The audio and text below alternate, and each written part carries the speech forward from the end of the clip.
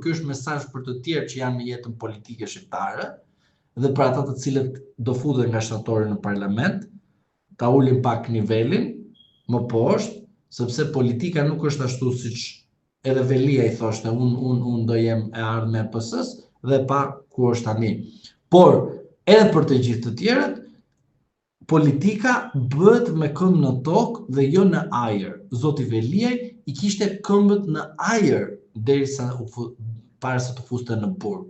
Në këto kushte që jemi sot, uroj që ai të ketë reflektuar dhe uroj që grupi i tij të jetë pranë tij. Në rast se zoti Veliaj grupin nuk e ka dhe zoti Rama bën shitblerjet më të mira dhe fantastike, ashtu siç është parë shumë herë që i bën, normalisht zoti Veliaj do të ketë rreziqe, por në rast se zoti Veliaj ka guximin, ai do të jetë kurbani politik në Shqipëri, por dhe ai që mund të godasi Ramën brenda burgut. Por a do të jetë i sigurt zoti Veliaj për jetën e tij brenda burgut? Kjo mbetet për të parë në rast se do të jetë kaq shumë guximtar dhe trim, sepse trimi nuk është të kesh një me mikrofon edhe të akuzosh kundërshtarët politikë dhe të thuash qytetarëve që kështu po bëjmë shtet ne, dhe ndërkohë ti kishe bërë namin duke bler librat me gruan. Dyshohen gjithmonë se libra blenin ata. Por nuk mundesh ti të na bësh moralin dhe moralistin kur ti brenda partisë tënde kanë dalë më shumë se sa burgaxhi në gjithë Republikën e Shqipërisë. Të paktën një ndjesë publike për atë çfarë ka bërë, të bëj zoti Veliaj. Por kjo do të thotë që edhe brenda PS-s. Unë brenda PS-s them që zoti Rama nuk do të jetë në gjendjen apo në mundësinë e mirë për karrierën e tij politike 83 mandate. Sepse nuk flitet a do t'i prihet koka zotit Rama. Ai shëndet e mirë të jetë, po me thojze e tham këtë. Por a do qëndroj Partia Socialiste e ekur, e fort, pas Ramës? Sepse e gjithë ky debati që ne duhet të fillojmë dhe të bëjmë tani e tutje, nuk është sa e fort është PD-ja që të gjej rivalin brenda saj, por sa e fort do të jetë PS-ja të gjenerojë fuqinë e saj pas një mandati të jashtëzakonshëm që do të ketë pas shtatorit. Sepse në rast se PS-ja do ta mbajë deri në fund këtë mandat 4 vjeçar, duhet të keni parasysh që nesër në një krizë të kontrolluar financiare të ndodhi vendit ose një rrezik t'i kanoset vendit, zoti Rama, lavazhjerët analistë që kanë për ekrane të ndryshme, që i bëjnë fres nga mjesi deri në darkë PS-s, nuk mund të gjenë fjali që të thënë që fajin e ka opozita në tërësi, sepse faji do qëndroj tek Partia Socialiste. Në rast se buxheti shqiptarit fillon edhe shtrëngohet dhe nuk do të ketë para shqiptari për familjen e tij, nuk do pyesi sa i bukur është Rama dhe sa barcalete thotë Rama, por do ndëshkoj politikën Rama, sepse t'i dha mandatin ashtu siç ja dha, me vjedhje, me zgjedhje të ndershme të pandershme, por Rama kërkon që të ketë një qeverisje të drejtë dhe të mirë.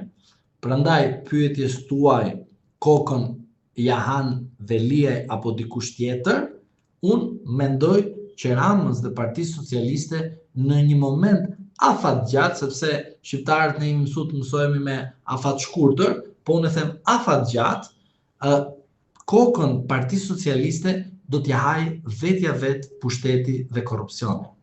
Dua të ndalem pak tek drejtësia. Spaku ka ndërmarrë disa operacione të rëndësishme kohët e fundit. Si e vlerësoni ju punën e këtij institucioni dhe a mendoni se Spaku ka kapacitetet e nevojshme për të përballuar presionin politik dhe për të kryer hetime të pavarura? Së pari duhet keni parasysh që unë me SPAK-un kam rezervat e mia sepse SPAK-u punon si një institucion i cili nuk ka në zbatim kushtetutën e vendit dhe ligjet, por është thjesht një institucion i cili është shpikur për të prodhuar statistika dhe për të bërë sikur po bën punë, por në realitet SPAK-u nuk bën asgjë.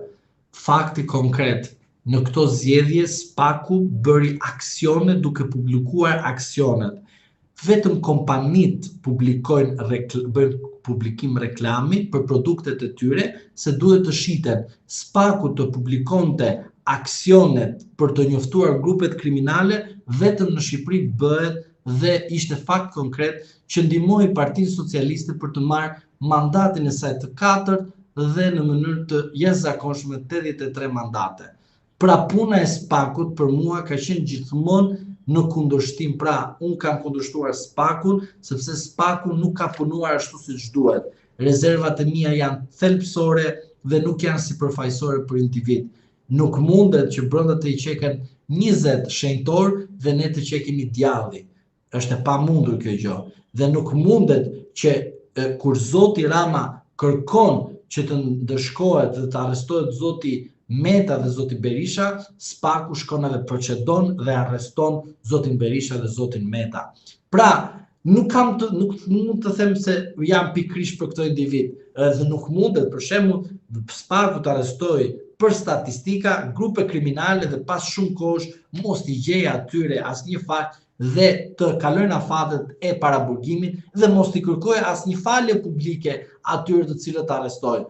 Nuk mundesh të arrestosh ti polic të gradave të larta, sepse dyshon ti që ai nuk ka punu për partinë, jo se ai është korruptuar për një lloj aksidenti.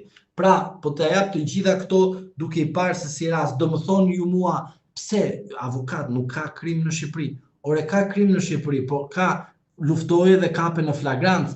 Mos prit ti derisa të vi letër porosia, derisa të zgjohen italianët, të japin ty okay që të arrestosh një grup kriminal në Shqipëri. Po m'fal, ai bënte veprimtari kriminale dhe ti prisje letër porosi nga Italia, ku ndërkohë ishit në monitorim të hajdutëve, më thojnë za. Pra kjo është e pa imagjinueshme. Nuk imagjinojmë dot në kodin e procedurës penale të bëhen këto gabime fatale të qëllimshme. Nuk bëhen këto gjëra. Prandaj për mendimin tim SPAK-u nuk ka realizuar objektivin kushtetues. Partjak dhe statutor po. Zoti Dumani, unë e besoj dhe jam i bindur që nesër në një moment mund të shkojë dhe të bëhet jo kryeministër, jo kryetari i Partisë Socialiste, deputet, president Republike, sepse kaq shumë se sa ka ndihmuar zotin Rama, zoti Dumani, nuk besoj ta kenë ndihmuar ata që mbledhin vota për Partinë Socialiste.